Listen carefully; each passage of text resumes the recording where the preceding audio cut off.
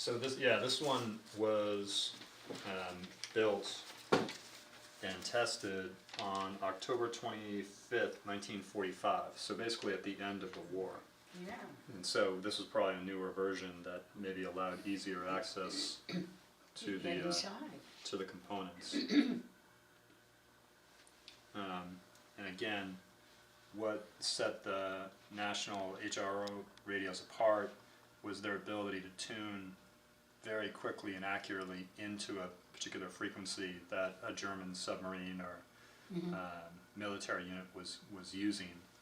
And they had these 4 sets of tuners, and then there's coils, particular customized coils down below, and they could change out this coil set for different purposes. Oh, I see, that's why they pull it out. Yeah.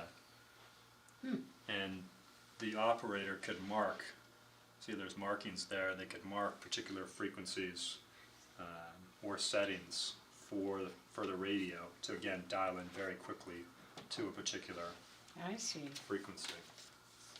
So yeah, so this would have been state of the art at the end of World War II. And again, this is from a museum in Windsor, Connecticut, a wireless museum that happens to be in the same town that we live in. Isn't that something? Let's talk a little bit about sort of whatever your earliest memories of the National Company were. Well, I just remember, as you point out, some of the things that happened later on. So people would come to the house, like admirals or people. And also, they had representatives that were in different parts of the country. That's what I remember too. Some of the names kind of escape me right now, but they had, I'd say, at least 3 or 4, or maybe even 5 representatives who were sales people and represented them and sent in business from wherever their location was, as reps do. And he would have them, they always came for dinner. I just remember the dinner table was where I met most of the people associated with the National Company. And would they talk about the company at all, or it was just they were there It was socially? both. It was, you know, it was my grandmother being very sociable, and she enjoyed meeting all these people too.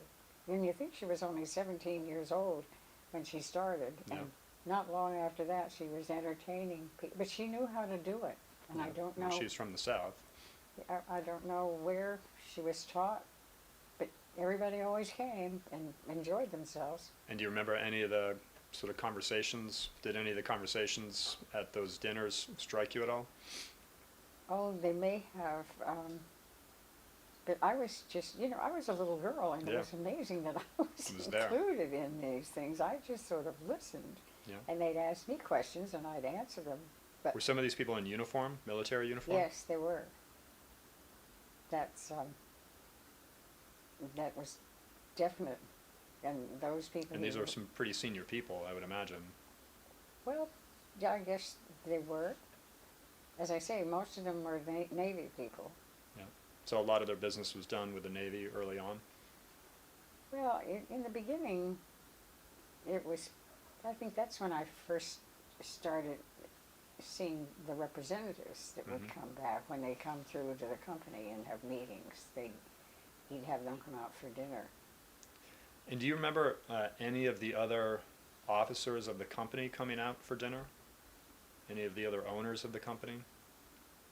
I do a little bit, but I'm not sure. Does the name Hopkins mean anything to you? Warren Hopkins. And so who is he? What do you remember of him? And was there a name, Walter Balke? Those 2 are probably the first ones I remember, and I don't remember that much about them. I just remember those 2 names. So this one's from the radio industry meeting, Army Navy, WPB dinner, Bellevue Stratford Hotel. I'm guessing, is that New York? I'm sort of guessing.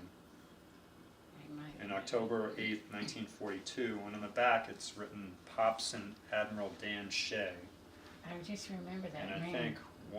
I think they're sitting back here because they're sort of writing next to people's names. Oh my gosh. So there's one that's identified as Admiral Dan Shea. I remember him coming to the house, but I can't. So this one is the National Company Inc. Army Navy E-Banquet, Malden, Mass., September 14th, 1943.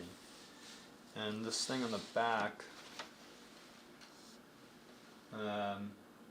something together for victory. So it was like a victory party. And there's gotta be, I don't know, a couple thousand people there. Goodness. And I think your grandfather is somewhere up on this main table. But it's like the local policeman. Is this the same picture that was on the television? No, it might have been different. Because I did find him at a head table. What'd you say it was? What year? 1943, September. I mean, clearly you had a sense that your grandfather was doing well, doing something. You started to get an indication, okay, he's working at this thing called the National Company. And then during World War II, when you were, a young, 12 or a young teenager, different military and other reps were coming over for dinner. So you're starting to get a sense that, your grandfather's doing well. This company seems to be doing well. What did you have a sense of what they were doing for the war effort? Did you have a sense of what their purpose was for the war effort during World War II? Well, to supply these ships with good equipment. And it was very important. And did your grandfather talk about World War II and his views on the war, or his views of the company's role in the war? He just wanted to make sure that they got those orders out, and because he knew they needed these radios. Mm-hmm. So we've got a couple of shots from ships. There's one I've got in my office that's from the USS Wasp, who Susan's father apparently served on as an officer. So this looks like it's a bunch of civilians and then some of the officers of the ship, and I'm sure they're probably doing some testing of the wireless radio. During the war, did you go out very often to Malden or Melrose? No. Or ever? No, it didn't, because that was it took a while to get over there. Yeah. I just admired him every day taking that ride at that point. Do you remember like when he would get up and leave in the morning, or when he would come back? Would he be back for dinner every night? Well, for the most part he was, because it ran pretty well, and when we didn't have help in the kitchen, Mother and Mom did the cooking. And what was your sense? And we talked a little bit about this when you came to class a few years ago, and I can't remember if I asked it or a student asked it. But during World War II, there was rationing of food and fuel and just about everything to try to prioritize things for the war effort. Yes, and there were different classifications, like if you were engaged in war-related or production, you had priorities. You were in class A or something. Mm-hmm. Or, I can't remember, but we had different letters. Yeah. And Pups had something because of the company, and it being involved in war production. But the rationing was something we all learned to live with, because you knew it was necessary. I'd sort of forgotten about that, but it was. Yeah.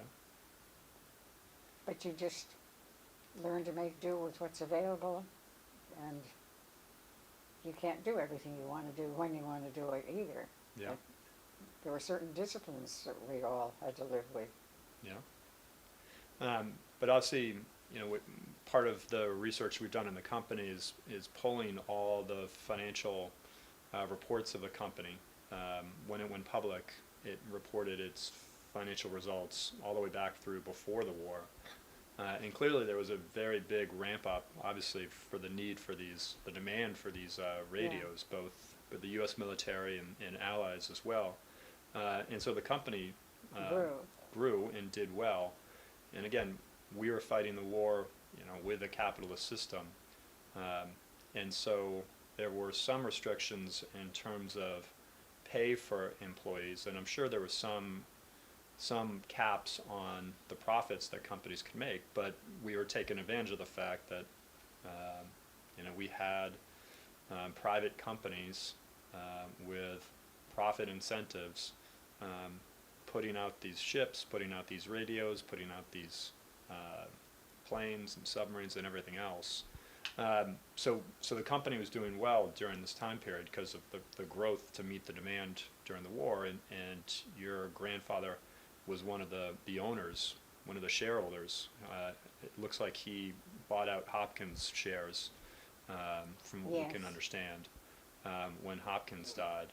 And so financially he was doing well as well. Did you have a sense of that during this time when people living sort of in rations, and did you have any sense of guilt about living in an ice house during World War II? Or Well, he'd already built it, and I think that's when I was sent off to Dana Hall, mm-hmm. because he had a feeling if he could afford to do that, Mm-hmm. I should go because one of my friends was going there. Okay. And get a better education. Yep. So I'm very indebted. What other memories do you have of events during World War II? Well, it was D-Day. Okay. So 44. Yeah. I And don't did you know anybody? So you said the boy next door was drafted, and did he go off and fight in the war? Yes, he did. He was in the invasion of Europe. We found out later. You didn't know where they were. You Yeah. only knew they were in the Atlantic Or the Pacific? area or Pacific. When they went overseas, Mm-hmm. they had an APO or something. There was another designation for the Pacific. And you were not emailing Yeah. back and forth. You only knew I have a letter from my uncle, I think, somewhere that I kept. Because we just knew he was in the Pacific, and it turned out And this is Bill? yes, he was in New Guinea. And was he in the Navy or He was in the Army. in a combat I unit? don't know that he saw that much. He had gone when he went to MIT too, and when he was there, took the ROTC program. Huh. And but we didn't know until he came home where he'd been. And you just got letters, and that was the only way you communicated. So it was quite a different experience than what it is today. And I don't know whether we were better off not knowing. Yeah. And then, of course, sometimes people would get these telegrams, and that's how you found out if someone had been injured or killed. Did you know anybody in Brookline who was killed in action? I was just trying to think when that subject came up. I don't recall. I was trying to think if I heard of someone that I knew, or even relatives of my friends, because we all talked. So both the boy next door and your uncle lived through the war. Mm-hmm. They were among the fortunate ones. I was trying to think of a friend or someone I might have known who was killed in the war, or a relative, and I don't recall that right now. So it was an interesting group of teenage years. Yeah. Your grandparents must have been very concerned about Bill being Oh abroad. yeah, we all were, because you didn't know, and the way you found out was there was a Western Union guy appeared at your door in their little uniforms. You didn't get a phone call, but you just knew that something had happened to somebody if one of those guys showed up. So you can imagine being a teenager with everything else you're learning and going through at that time. And then you have all this going on too. It was pretty full. The company went public in April, it looked like April of 1946. Do you remember anything about the company going public? I do, but it was just, um, Was it an exciting thing? Was it a noteworthy thing? well, it was a large transformation. I, I don't In remember what that way? much. What Because, kind of transformation? well, I mean, I can't remember if some of the family got shares of stock. I think they did, because in a prospectus, and this goes true to today, they have to list out who the principal shareholders are. Mm-hmm. So I'm fairly certain your grandmother was listed as one of the shareholders. Oh, I imagine so. And they owned, I can't remember the exact percentage, but they were sort of the principal shareholders. I'm not sure if they had a majority stake in it, but they had a pretty sizable stake in the I company. think they just did so that nobody could come in and take over kind of Mhm. thing. Although I'm not sure, the name Louis Lerner meant something. Yeah, It rang a bell with me, but I and that came sort of later, sort of in the Did it? 50s. So the company went public in spring of 1946.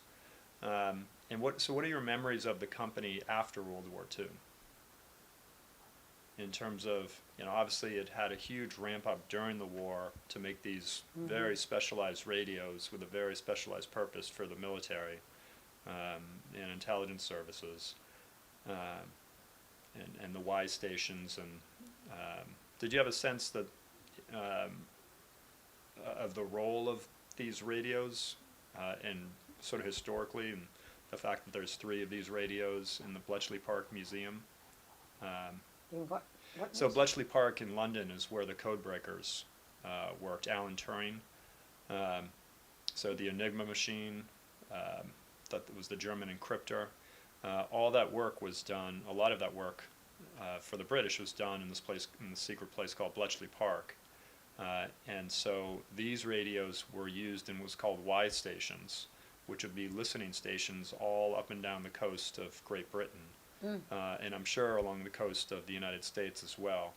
And during the Battle of Britain, also the Battle of the Atlantic, when the German submarines were sinking so much of the merchant marine traffic and other war traffic going back and forth between America and Europe, it was critical for the Allies to keep the flow of men and material going from the industries of the U.S. to Europe, and so it was imperative to try to hunt down these German submarines before they could sink these ships.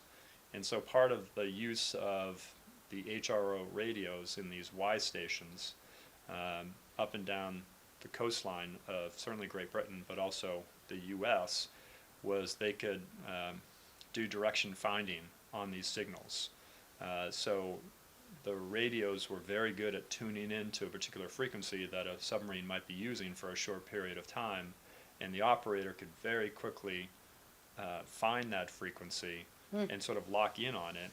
And then if you have 3 different radios all locked into the same signal at the same time, they would communicate that to a central direction finding facility, and they could basically triangulate exactly where that submarine was, what direction it was going, and how fast, and they could signal that to ships to go after that submarine before it could sink other ships.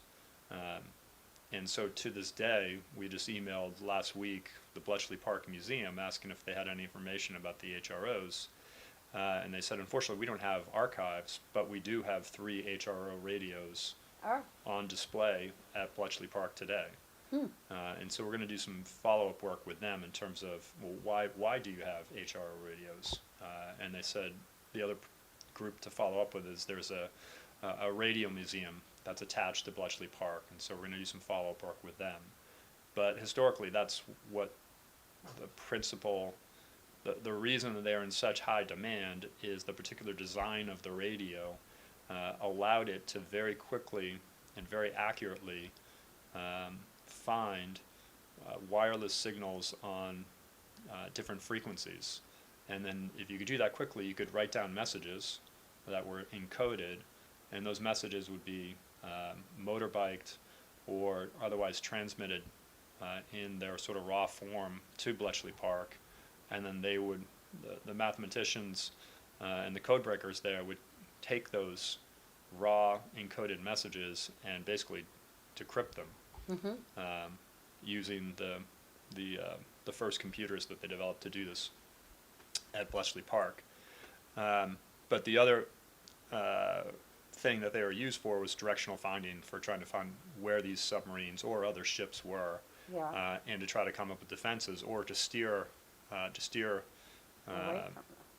fleets away from them, which is sort of the best outcome, because then the German ships wouldn't know that they had been caught. They would just know, hey, we're not seeing anybody. So anyway, so we've got and are continue to do research on that side of it. So clearly, the company had a huge ramp up in revenues and profits during the war, making these particular type of radios. And then they go public in April of 1946, basically the next year after the war ends. Yeah. And so once you're a publicly traded company, you've got shareholders who want to see profits grow.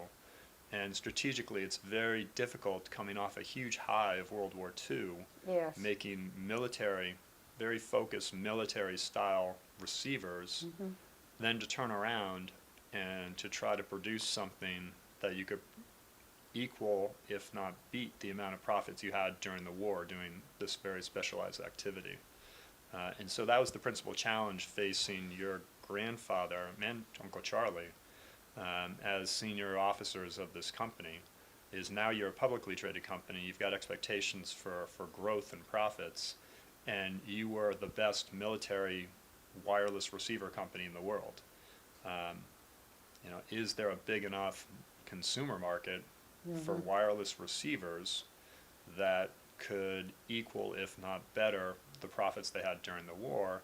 And if not, if that's not a big enough market, what markets do you go into? And so there was a push, even before Hopkins died, to try to create, and this is before the war, to try to create a consumer product. And so there was a huge falling out with, have you ever heard of a guy named James Millen?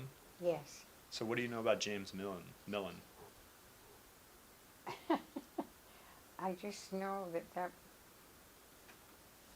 it was difficult. I didn't know the exact. Did you ever meet him? I think I may have once or twice. I did know that name.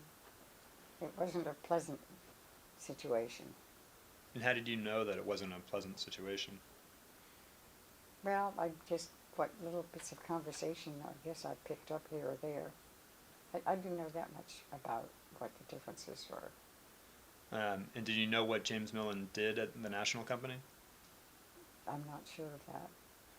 Yeah, so he was one of the designers of these radios, and he was also sort of the public face of the company, in that he was, in addition to being a good designer, he was also a very smart marketer. And so he was the guy who was writing a lot of the advertisements for the National Company in, I think it's QST magazine, the wireless magazine. And so he was very much, he was a sort of a marketing side of the National Company. And he was also a designer as well. And so he sort of developed a following among wireless operators, both from his designs and also from his marketing campaigns that he would write. And so part of the difficulty is a disagreement about strategy within the company. And this is before your grandfather, before Hopkins died. And so James Millen ended up leaving the company primarily, from what we understand so far, from what we've read, including a history that was done with mostly the input of James Millen, is that he thought it was a terrible strategy to go away from their strength with sort of professional users and sort of high-end users of these wireless radios to try to come up with some consumer level product.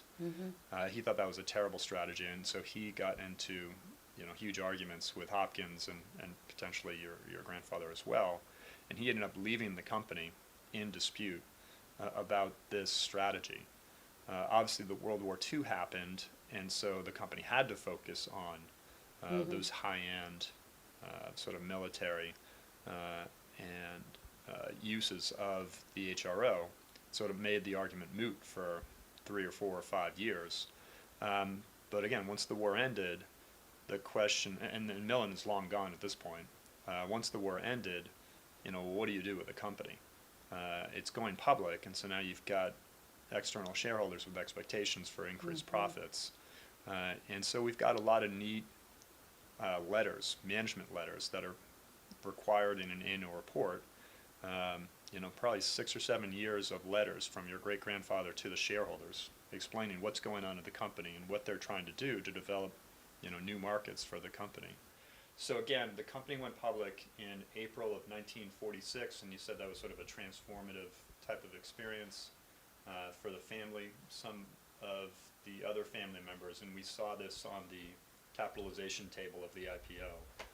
That I definitely remember seeing your grandmother's name listed as one of the principal shareholders, and there might have been some other people there as well. So at some point, Charlie Hornbostel did work directly for the national company. It was sometime during this time period. And so were they living in Weston with your grandparents, or did they have a separate place? No, that's when they had their house in Wayland. Oh, really? I didn't realize they lived in Wayland. Mm-hmm. Okay. And so Charlie ended up becoming an officer of the company, involved in the company. And in fact, in one of the last year, during this sort of shareholder battle with this Louis Lerner guy, Charlie ends up becoming, I'm pretty sure, the president of the company, or a very senior executive I was of the going to company. say, I can't remember for sure. I thought maybe he was vice president or something. Yeah. But maybe he was. And my uncle was involved in it too. Yeah. And again, from the annual reports that are in the archives of the Harvard Business School library, I've read them through once. We're going to go back through them again, because it's pretty neat, because it's basically like having a conversation with your grandfather talking about the company, because he's talking to the shareholders, trying to explain their strategy each year, from 1946, from the original IPO, and then the SEC requires him and the company to put out an annual report every year, and as part of that annual report, there's a letter to the shareholders.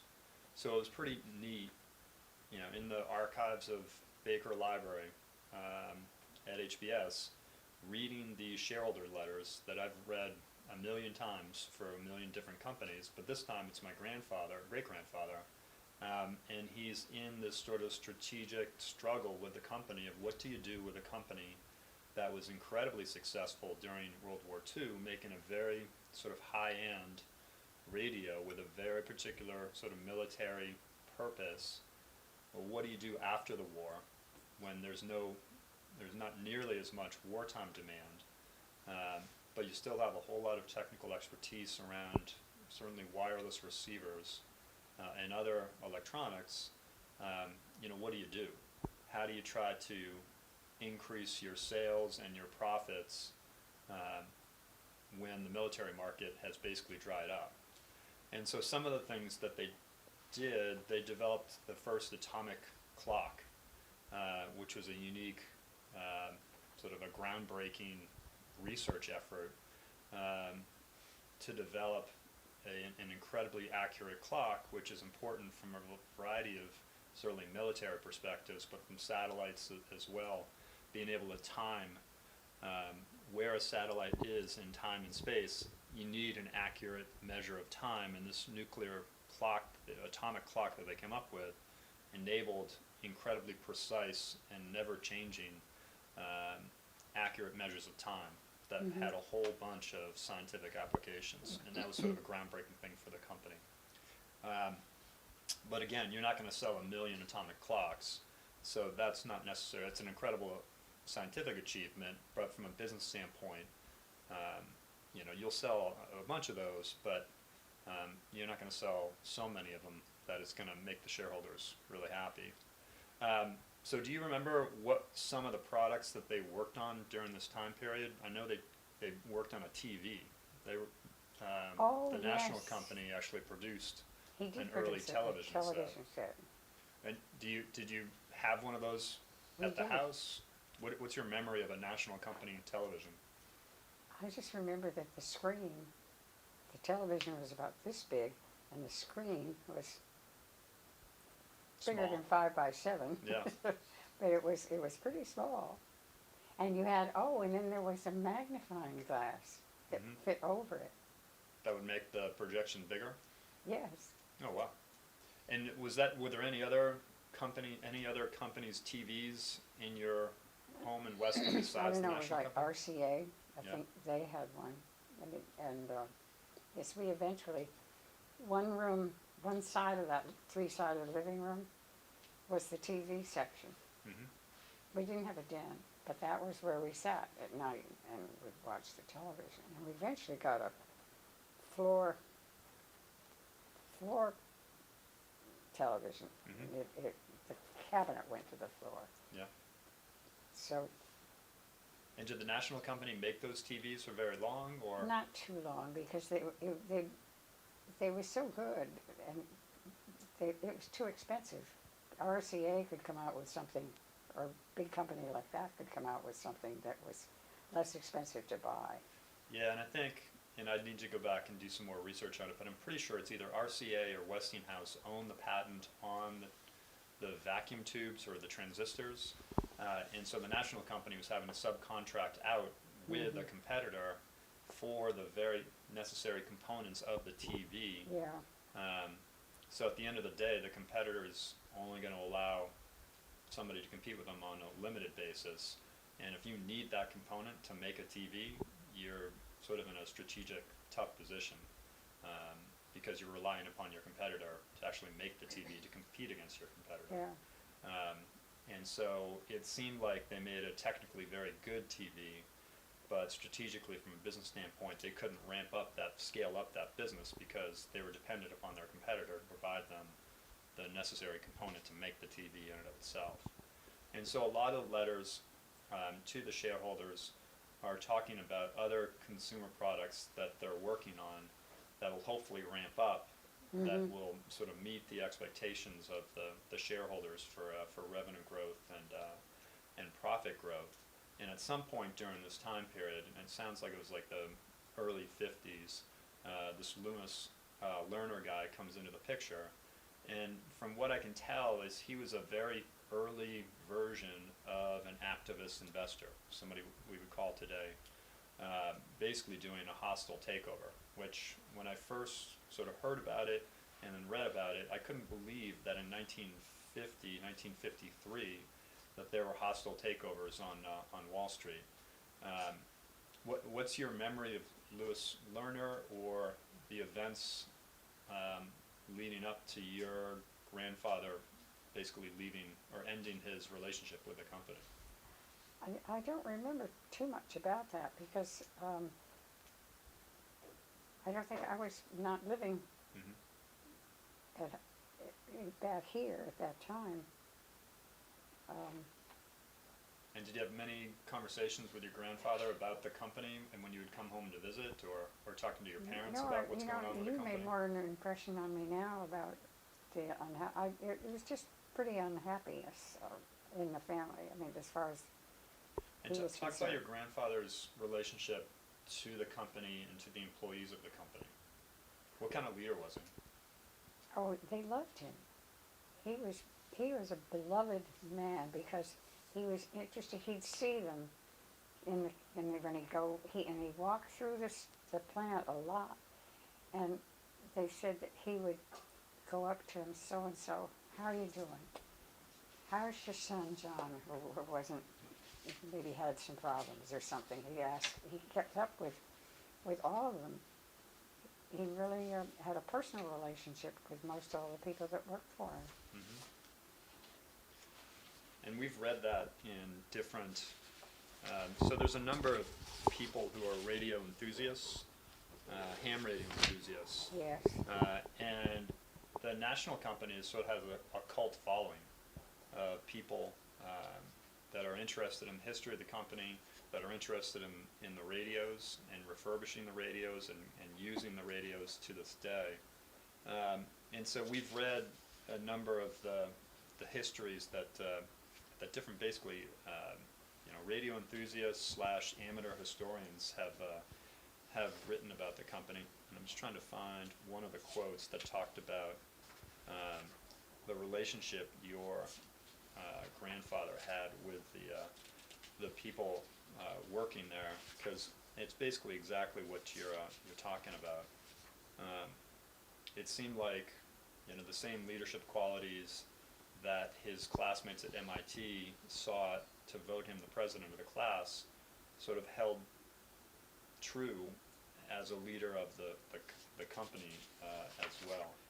And so Louis Lerner, as an activist investor, has a very different perspective. He sees a company as sort of a financial instrument to try to earn money, which again, that's part of capitalism too, is investing in companies and looking for a financial return.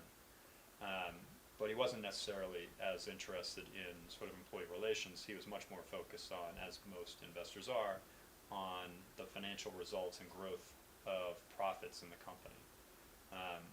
And maybe not necessarily longer term, but maybe they're interested in making that profit and sort of getting out. Your grandfather had worked at the company for decades and had a pretty close personal relationship with most of the employees at the company, and had a pretty long-term interest in the company. And it seemed like these two different forces sort of clashed. They really did. In the early 50s. And so, like an activist investor, you start taking a position in a company, buying shares in the company. And building them up. He did it quietly. And so there are slightly different rules today. That once you reach 5% of the shares, you have to publicly declare who you are. And I don't know, I'd have to go back and check to see if those rules were in effect in the 1950s. My guess is that they weren't. And so that he could have gone beyond 5% of the shares and quietly built them up to something higher. It's something we're going to have to sort of check. I was not involved that much, but I did know something about that when you said about the proxies and things, some of the stuff that he did. I just knew it wasn't pleasant. So whenever, part of the proxy vote is who controls the board. And so there'll be a vote that if you have a certain percentage of the shares, you can try to push for a certain question to be put towards the shareholders. And by SEC law, you have to write the shareholders and tell them, hey, here's this question that we are asking you to vote on, and there'll be a meeting to do these votes, or you can just merely check yes or no on this proxy and mail it back in. So you don't physically have to show up to the meeting to vote. And so for sure the company has to write the shareholders this proxy vote type of filing. But it sounds like Louis Lerner himself wrote the shareholders himself, something that was very similar in nature to the company's letter. Do you have any memory of? Well, that's what I said to you before. I just remember something that he put forth. He said, even if you have already voted, this is the one that will be counted. And so for a shareholder might have been confused in terms of what was going on. Right. And I'm pretty sure, and we'll go back to the archives at HBS, but I'm pretty sure I actually saw how the vote came out. And it ended up coming out in favor of Louis Lerner's sort of slate of board of directors, or basically what he wanted. And so at some point, your grandfather sort of separated from the company. Do you have any memory of what that was like? I was trying to think about that. I really wasn't sure. I even thought of suggesting, have you ever talked to Chris Hornbostel? Yeah, so we're going to be potentially meeting him later on this week, and we'll probably do a separate sort of interview with him. Because as well. he might remember more than I did because I wasn't living up here then. And do you remember the time period where your grandfather wasn't working at the company? Where he was back home? I do, but And then he eventually he got sick, became right? sick, and that's what I was trying to fit together. I'm not sure. He was sick for a while. So sometime in 53, 54, this Louis Lerner guy takes control of the company. And just looking at the financials, it looks like he sort of juiced up profits for a couple years, and then the company had a really bad year in 1955, and then sort of struggled from that point forward in the late 50s and into the 60s. And looking at some of the history of the company, it basically got sold off to a couple of different companies, and it finally ended up with the name the National Company, and whatever assets were left at that point being sold to some Japanese consumer electronics company. And as far as we know, like, that's sort of where the story ended. Beyond a bunch of amateur radio enthusiasts, again having sort of a cult-like sort of following for the company. But even in reading those people talk about the company, there is a sense of sort of sadness, or what could have been about the company had it not gone in this other direction. What memories do you have of, like, Mimi and Grampy talking about the company, or anybody else sort of afterwards in the succeeding sort of years in the late 50s or 60s? Did you guys ever talk about the National Company afterwards? Well, I wasn't up there in those years that much. I was in New York most of the time. Mm-hmm. When did Mimi start the Chestnut Shop? Let's see. 56. I think it was 1956. And when did the big house get sold? Like, when did Mimi and Grampy build their house right next door? Let's see. Or it was after my grandmother. They stayed there at the big house for about a year, because that's when, and then they sold it, and then they built, Mimi and Grampy built their house on a couple of acres of the land. Yeah. And at this point, Charlie and Lena had moved to New York, or because he wasn't working for the National Company anymore at some point. I was thinking, yeah, they moved. They did. He took a job in New York when he did, and that's when they moved to Darien, Connecticut. Yeah. But all during the war, when I said it was Washington, but then I think at one point they lived in West Newton. I don't know whether that was after Charlie came back from Washington. I have to look at the calendar and dope it out.